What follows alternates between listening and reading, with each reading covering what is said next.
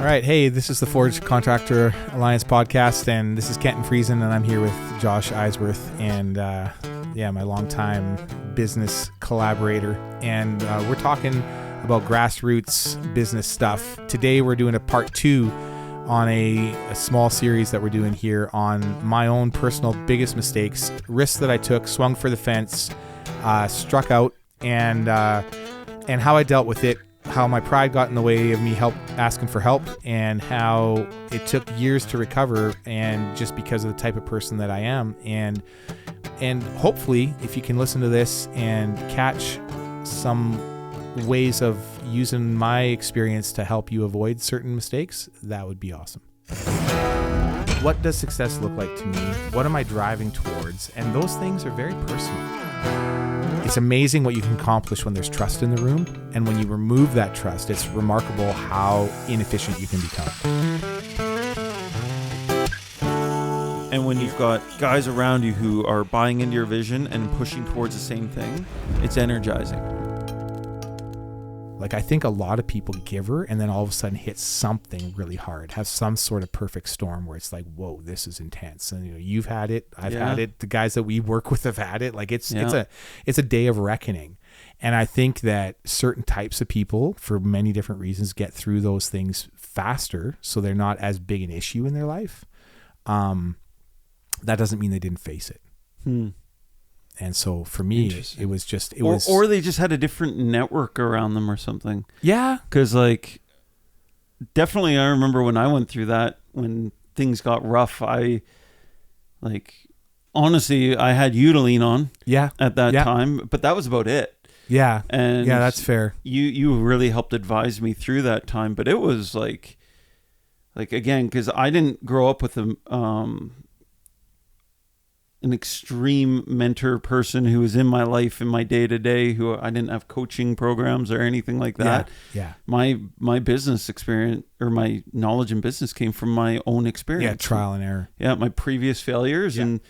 And despite that, you go through a 3, 4, 5 year swing of success, and man, I don't know what it is about the mentality. Even just hearing your story, and I can relate to it, I'm like, what happened there that made me so arrogant that when things got bad, I didn't just go bad, it was crippling. Because following few years that things went bad and I lost all my confidence, this company barely made it through those years. Yeah.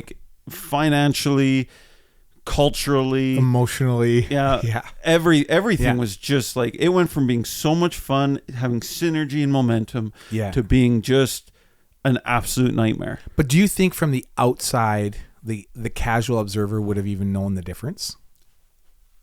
Because your company was still gaining momentum, your company was still gaining market share through those years that were hard for you. Yeah, the rate of growth really slowed. Sure, but it I don't think we've ever had a year where we've gone, we might have plateaued for a couple of years, actually. Yeah. But I don't know. To the community, they probably couldn't tell. Yeah, I was going to say, I feel like a lot of the internal stuff, the internal challenges of making something work are often very, very apparent to the people that are privy to what's going on. Yeah. But not so apparent to the people who are being served by the company. Mm-hmm.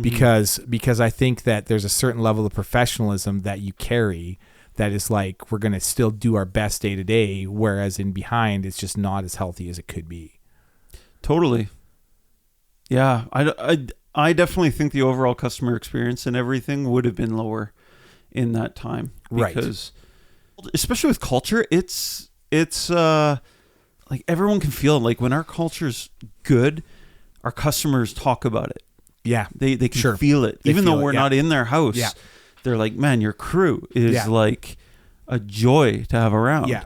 And there were years there, man, I'm telling you, nobody enjoyed having my crew around. Because I was clinging on to people, had the wrong people in, felt like I had to keep everybody, wasn't willing to let people go. And awful time. Well, yeah. And I think that what we owe to ourselves is, as we mature and as we grow, that we recognize those things, but then don't also get stuck there. And I think that this is huge. I think that because the thing is, if you if you mentally believe that you haven't matured or haven't grown past that, like even a bit, even like if you just feel that a bit in your weakest moments, that can still define you years later. And I think that recognizing that we are growing, that we are maturing, that we've learned things, we've gone through some hard stuff, and we're still giving her, we're still doing the stuff. I think that those are important things to recognize and to realize that if you're able to do honest postmortems on failures, that it can become your biggest strengths. Yeah.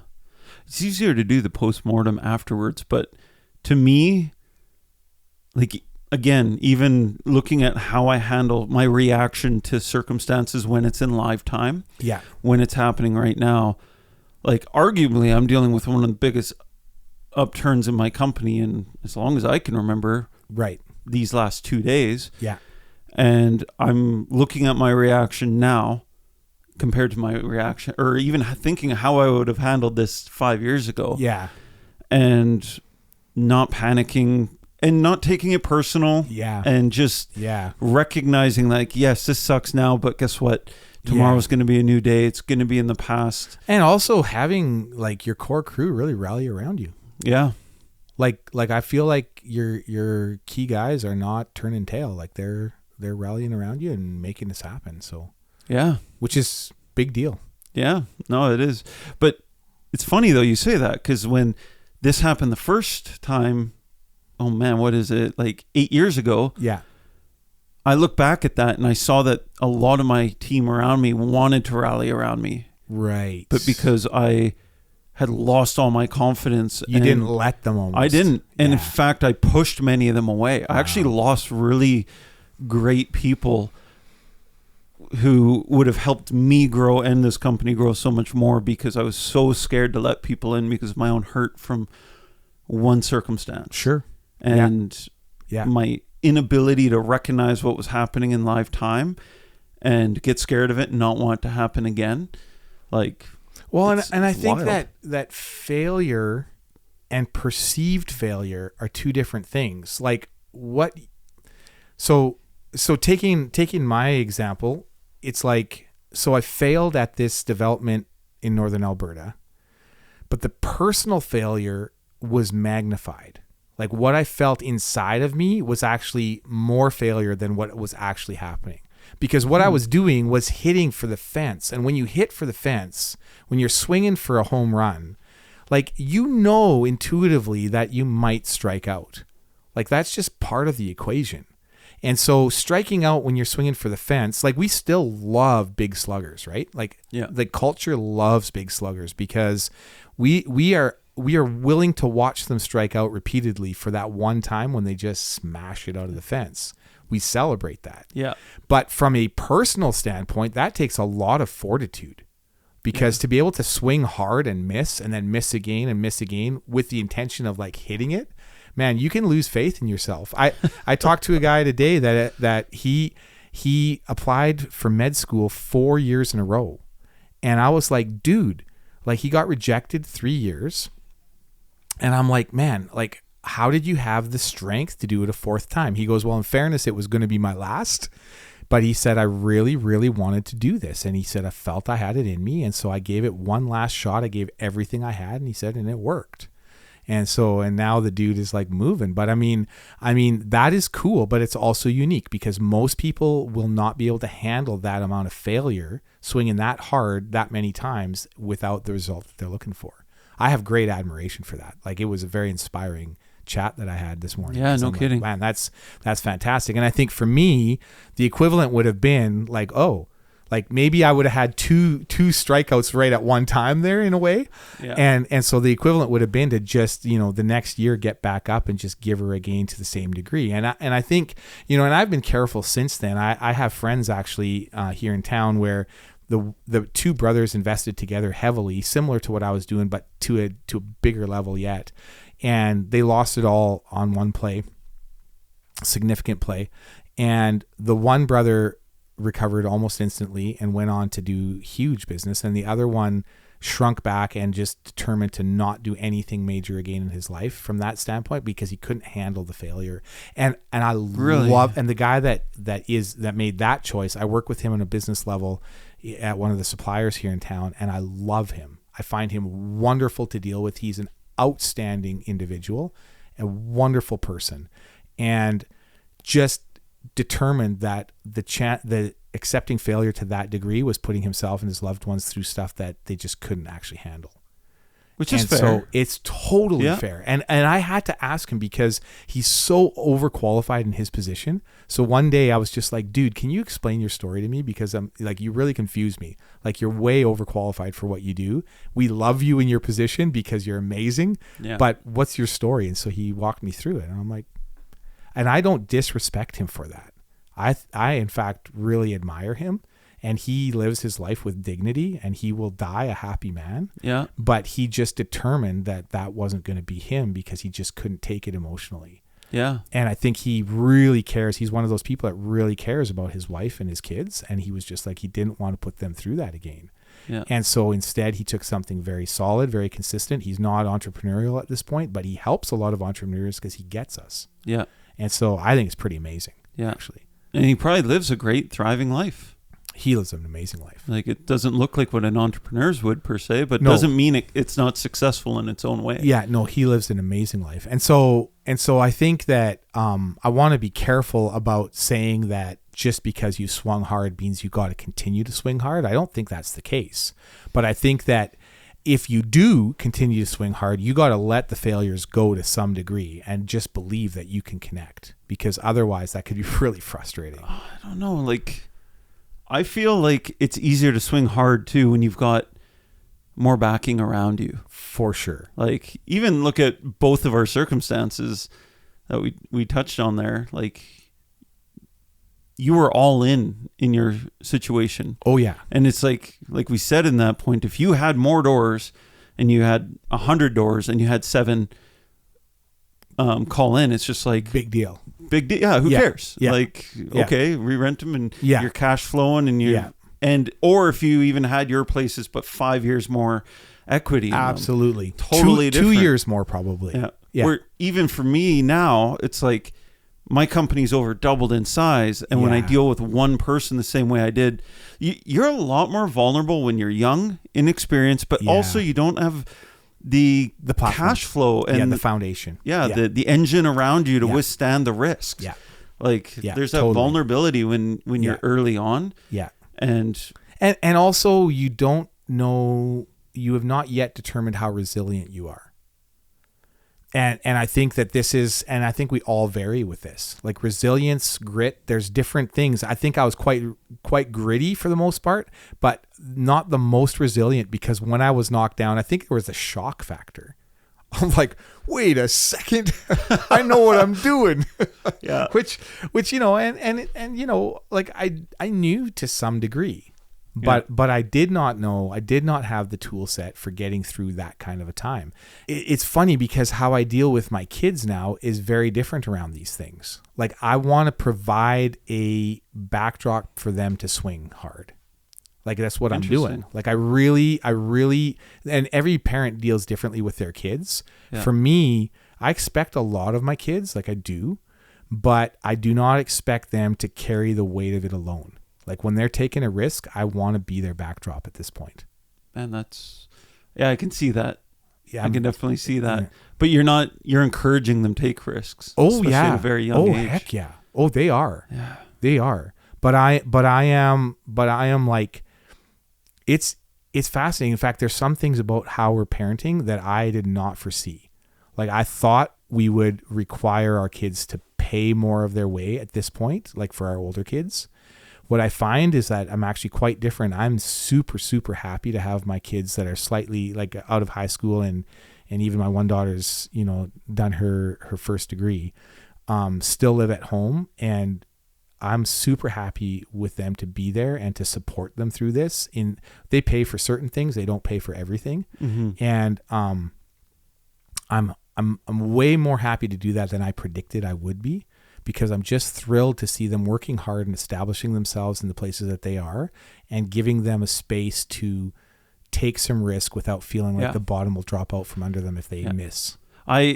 Even for me, and I think society has shifted in a way where I was always of the opinion, like, man, the day my kid graduates, he's paying rent, or he's going out on his own. And my son's going into grade 11 next year, and I'm like, man, I gotta, exactly what you said, I gotta set this kid up in a way that he can take risks and and steward well. That'll be my thing. Totally. Because like teaching your kids, if your kids are stewarding well, they're making money, but they're investing it and they're being smart. Yeah. But what I don't want to do is I don't want to be an enabler where I just have a kid sitting at home playing video games, absolutely paying no rent. No. And I would have zero tolerance. Like when I say I have high expectations, I really do, but they are meeting and exceeding those expectations by a long mile. And so it's like one of those things where I actually have a kid who worked for me for quite a few years who is working for another company now, which was always the plan. He had different aspirations, but was a wonderful employee. He's the same. Like he is stockpiling some serious coin. He's got his own house, which he was going to move into, but then all of a sudden realized, wait a second, my mom's a better cook. And so like he's like well on his way. So instead of like, and he rented out his top floor, he was going to also rent out the bottom floor.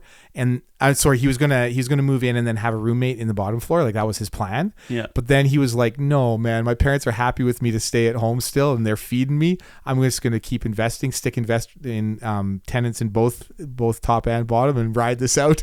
That's good stewardship right there. It is. Totally. And his parents love it because they're able to establish, like they come from like not a lot of money, and so they have a chance to set their son up for the long term. Yeah.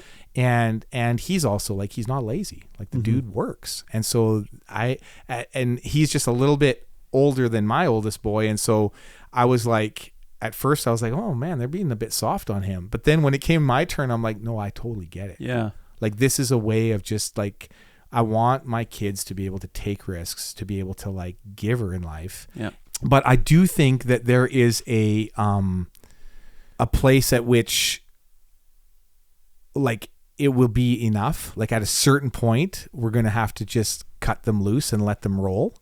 But I don't feel that we're at that place yet.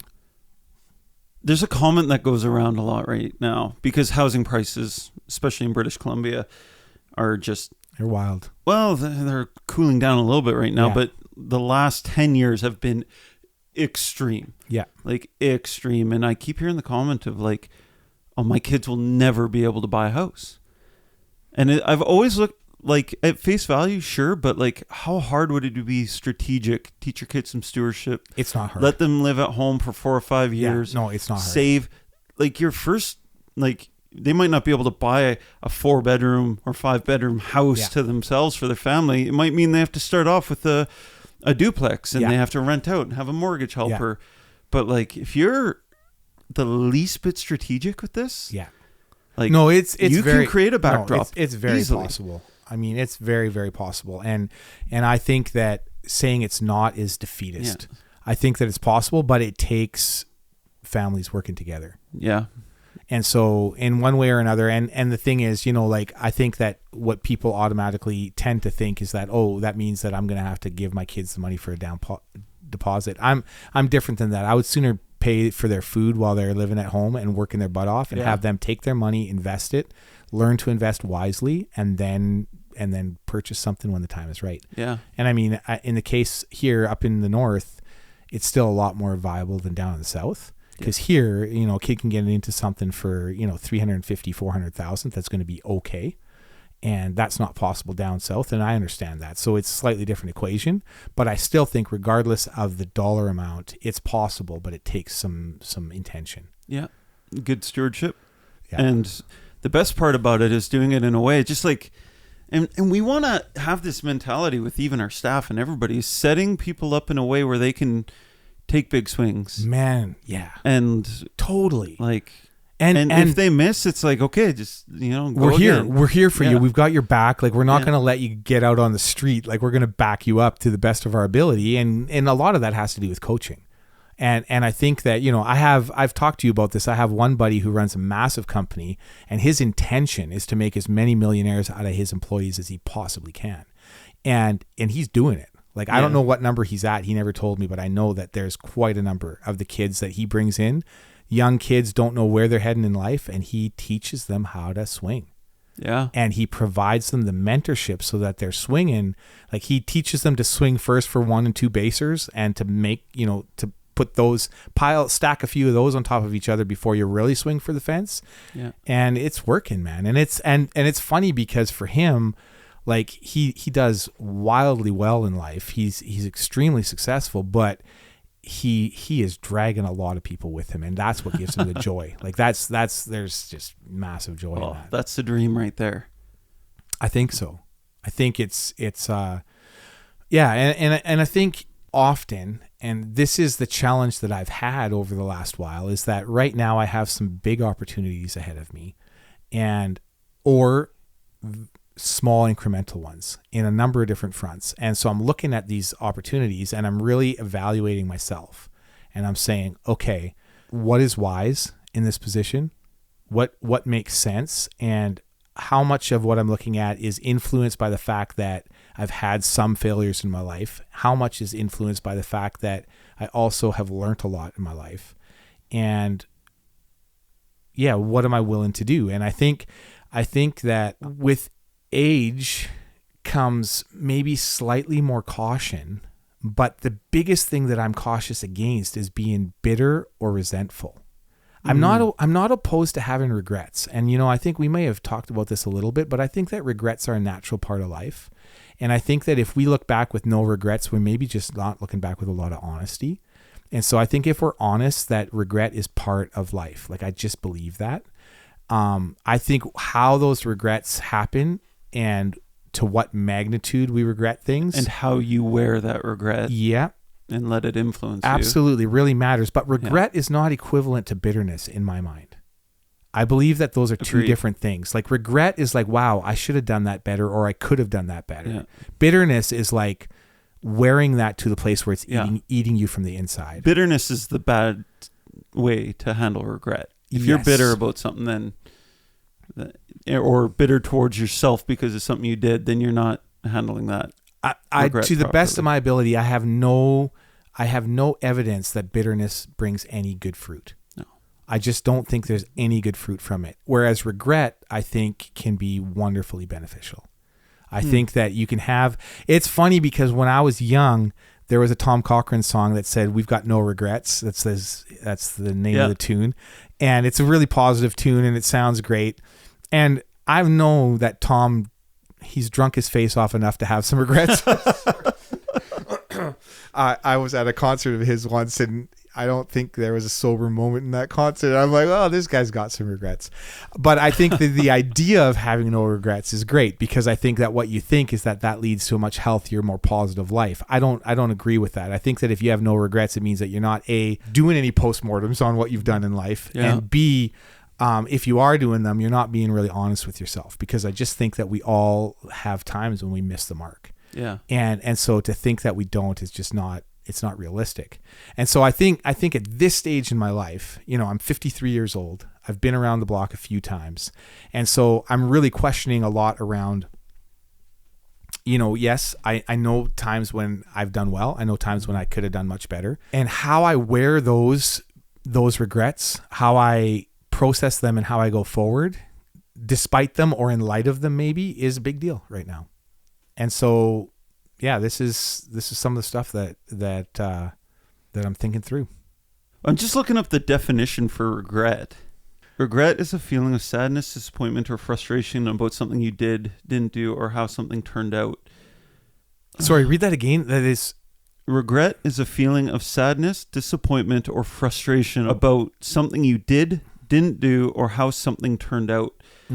So it is almost like you shouldn't have regrets. Maybe regret is in and of itself a bad thing, but it's almost like the reflection on those past situations. Like, should you feel sad about something you did for the rest of your life? Probably not. I mean, it's interesting. So I had a conversation with a young guy that I knew when we were kids, and then I bumped into him years later. He lives in a different city now, etc. And pretty successful dude, doing extremely well.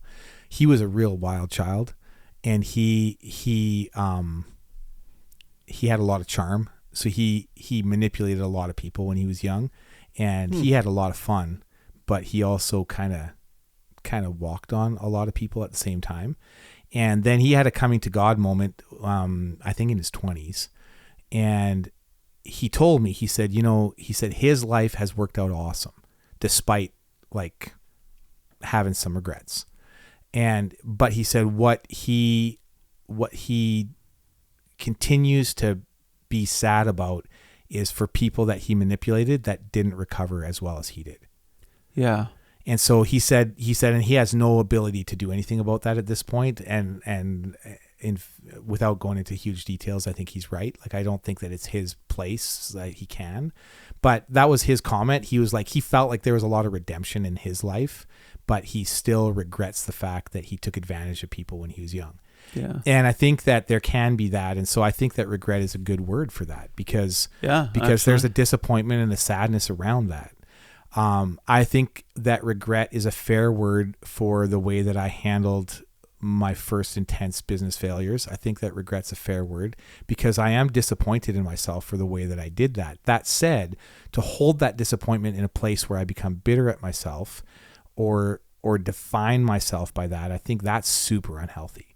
Mm-hmm. But that said, there's a tendency towards that. Like, I think that my tendency is to have worn that in a more impactful way than I should have.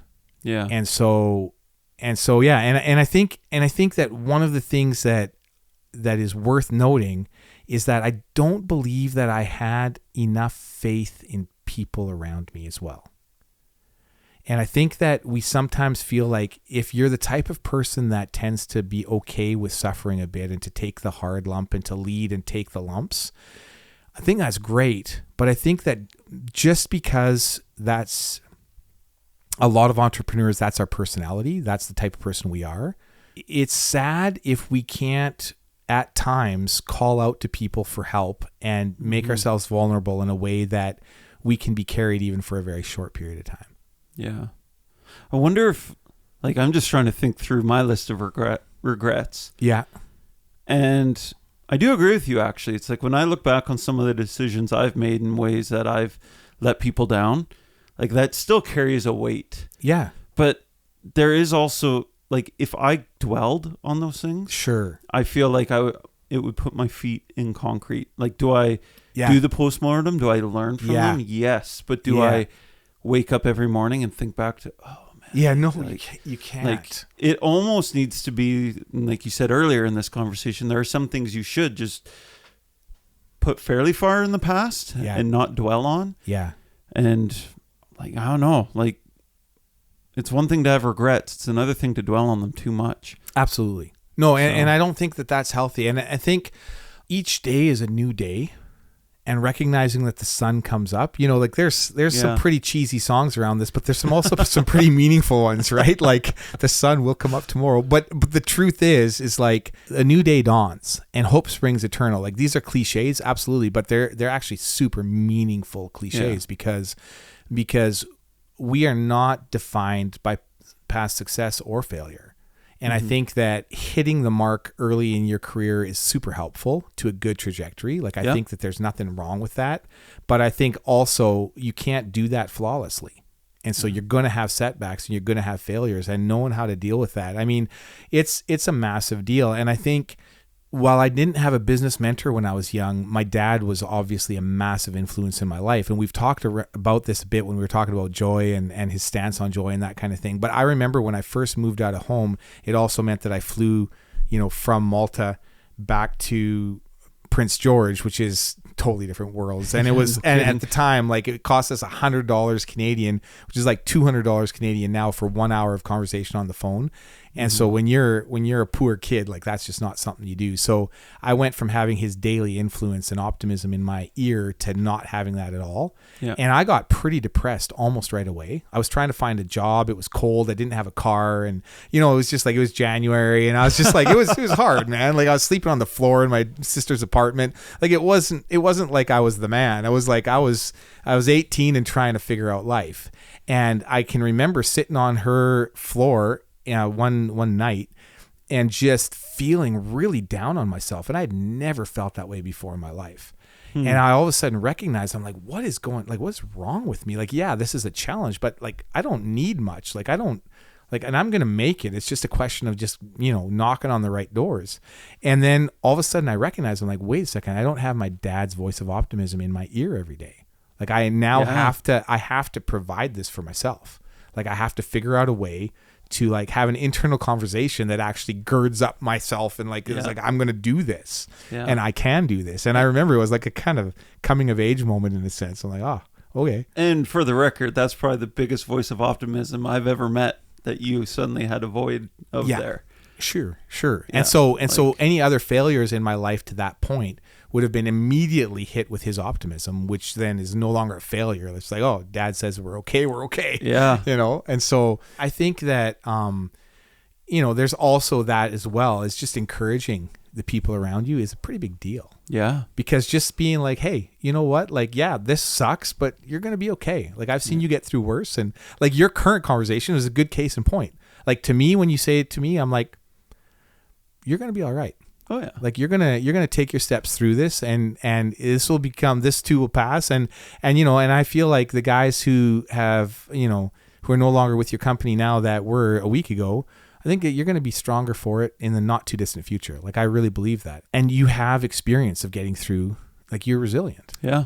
And so, and I think regardless of that resilience, it still is hard to go through some of these things. It's easier though. But it definitely is. Yeah. But it's still like, it's got its grind and it's got its level of suck, but yeah, it's also like, I've been through this before and I more easily recognize when it's showing up and sure. And I'm very grateful for the people I have around me in my team who are going to learn from this and shoulder a bit of extra this. load in the short term. Yeah. Yeah. So recognizing the team, I don't know, way more mature going through this now than, even 2 years ago, this would have been a way bigger deal than it is now. Yeah, sure. It's just like recognizing that, it's going to be a little bit of suck, but we're all going to be better for it. And it's kind of necessary when you're doing what we're trying to do. Yeah. So. Yeah.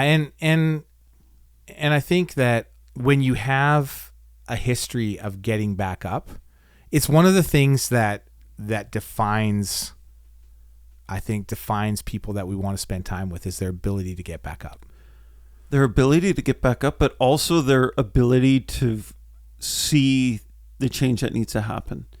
And that's one thing in this circumstance. Like we did it, like for the people who left, we did a postmortem on them just last week and over the weekend. And I instantly recognized them. Like this was the main pain point with our relationship with them. Right.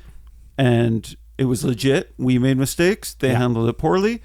This is what we're implementing right now to make sure we don't see this happen again. Right. And I promise you, 5 years ago, I probably never would have even figured it out. Never mind between me and my team being able to talk it through, recognize it within days. Yeah.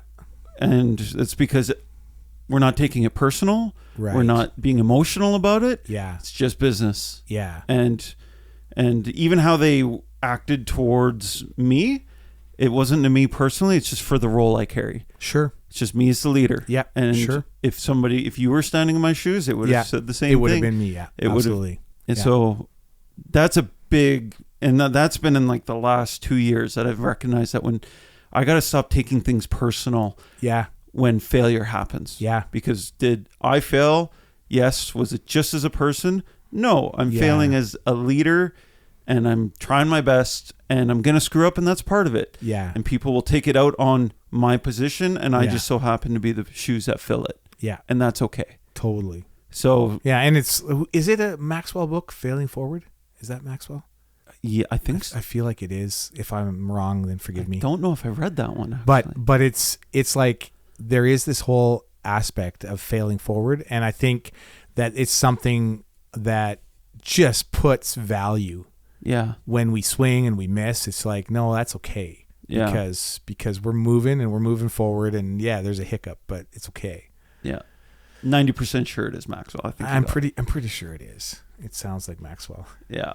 But yeah, no, it's when going through these situations now, just again being able to separate yourself from your role. Yeah. And this is something like we kind of stumbled upon here that I kind of want to highlight. Yeah. Because it's probably one of the biggest things. I don't even remember where I saw it when somebody explained about the position you hold. Yeah. That to remove your own emotions and your own person from it and understand that how your staff is reacting to you isn't just about you and your character, not to own those things, but they're and in the good and the bad. Sure. Yeah. Sometimes you're treated in a way that makes you feel all big and I'm the man. Yeah. Like strokes your ego a little bit. Yeah. Like that's not just for you. Yeah. And that's actually a fault I had even in those glorious 5 years that we were talking about at the start. Totally. Is I felt like that was all me and people were treating me in a certain way, and I was letting my pride and ego get inflated because people were treating me a certain way and not recognizing that it wasn't me. It was just the position that I was holding. Yeah. But bigger than that is learning to take emotion, especially from younger staff. Yeah. And even criticism that's totally unwarranted. Yeah. And recognizing that, hey, this isn't actually at me or at my character. This is just them taking it out on the position that I'm standing in. And having the maturity to see that sometimes there's a shred of truth, or sometimes there's something that you could take personally and it might be beneficial. But being able to how do you say, take the meat and spit out the bones, right? Like to be able to be mature enough to not just take it all personally and all like gospel, but be like, this is someone's perception. There's reasons for this. Yeah. Some of it may be legit. Some of it may not be. Some of it may just be the position that I'm in. But to be able to be semi-detached from the criticism and or praise, I think is super critical. Yeah. Yeah. Well, take this situation I'm dealing with last week. You know, I had a staff member depart and told me I didn't feel appreciated or heard. And I was just like, my first reaction was just like, man, I meet with you regularly, and I always ask you, how are you feeling? Yeah, yeah. And at face value, that hurt me. Sure. And it was okay. Even at this point, I was like doing my absolute best in that moment where I'm like, don't take it personal. Don't take it personal. And quick postmortem on that within days. I actually, even though I didn't let it attack me personally, I still looked at what he said. Yeah, sure. And, dissected it and analyzed. There was a huge lesson that was learned there. Yeah. Because I took the time, even though I didn't take it personally, you still got to take the criticism and see if there's any merit to it. Yeah. He had merit to what he was saying. Right. But is that my fault as a person? Yes, but it's just because I hadn't figured that out and developed that in my leadership yet. Sure. So now I know. Yeah. Yeah, that's great. Like, I don't know. This is business. It's just a roller coaster. Well, and it's about growth. Yeah. And I think that this is the thing that I love, is that growth is not something that stops when you're young.